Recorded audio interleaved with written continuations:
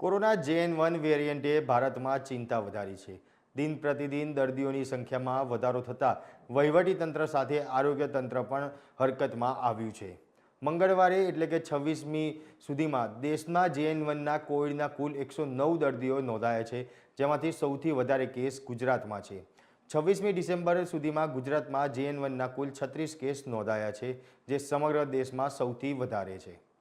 નમસ્કાર દર્શક મિત્રો, બીબી ન્યૂઝ ગુજરાતમાં હું મયુર મેવાડા આપ સૌનું હાર્દિક સ્વાગત કરું છું।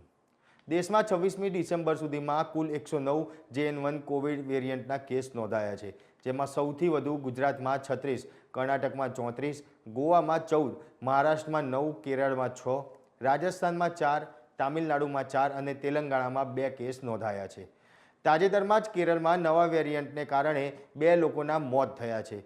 આ પછી દક્ષિણના રાજ્યોમાં પોતપોતાના સ્થળોએ બેઠકો યોજી અને આરોગ્ય વિભાગને જરૂરી માર્ગદર્શિકા આપી હતી। જો દેશમાં કોરોના વાયરસના કેસની જ વાત કરીએ તો છેલ્લા 24 કલાકમાં 529 નવા કેસ નોંધાયા છે। હવે સક્રિય કેસની સંખ્યા 4093 પર પહોંચી ગઈ છે।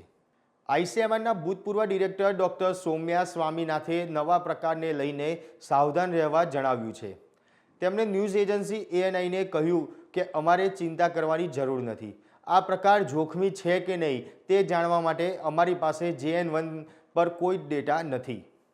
આ જ રીતે નવા સમાચાર અને નવી અપડેટ સાથે આપ સૌની વચ્ચે હું ફરી આવીશ।